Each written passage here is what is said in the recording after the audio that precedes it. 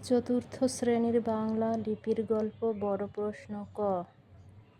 লিপি বলতে কি বুঝি? বাংলা লিপি কিভাবে এলো? উত্তর: লিপির গল্প একটি কথোপকথন ধর্মীয় রচনা। এই রচনায় শিক্ষক শিক্ষার্থীদের আলোচনার মাধ্যমে লিপির আবিষ্কার ও বিবর্তনের তথ্য তুলে ধরা হয়েছে। লিপি মানে লেখা।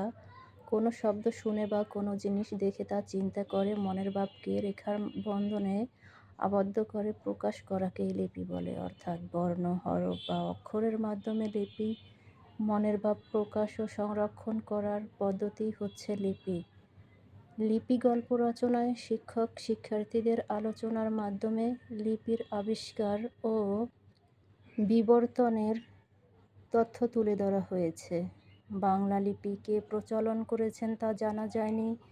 প্রাচীন ব্রাহ্মী লিপি থেকে অশোক লিপি, অশোক লিপি থেকে কুটিল লিপি এবং কুটিল লিপি থেকে বঙ্গলিপি নানা রূপে রূপান্তরিত হয়েছে। পণ্ডিতদের ধারণা অনুযায়ী বাংলা লিপি আসে। খ প্রশ্ন: লিপি তৈরির চিন্তা এলো কিভাবে? উত্তর: লিপির গল্প রচনাটি থেকে জানতে পারি আজ থেকে প্রায় ৬-৭ হাজার বছর আগে কোনো বর্ণ বা অক্ষর না থাকার কারণে মানুষ লিখতে ও পড়তে পারত না। সে সময় দাদা দাদি, মা বাবা বাচ্চাদের যে গল্পগুলো শোনাতো তা তারা আবার ভুলে যেত। ভুলে যাওয়ার বিপদ থেকে বাঁচার জন্য লিপি তৈরির চিন্তা এলো।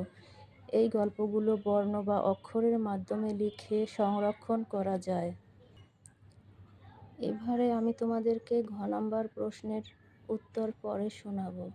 প্রশ্ন: লিপি আবিষ্কারকদের নাম লিখো। উত্তর: লিপির গল্প রচনাটিতে শিক্ষক ও শিক্ষার্থীদের কথোপকথনের মাধ্যমে লিপি আবিষ্কার ও বিবর্তনের তথ্য তুলে ধরা হয়েছে।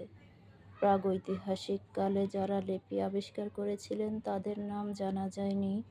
আধুনিক কালে যারা এ নিয়ে কাজ করেছেন তাদের মধ্যে কোরিয়ার রাজা সেজং এবং ইউরোপের এক ধর্মযাজক সন্ত সিরিল।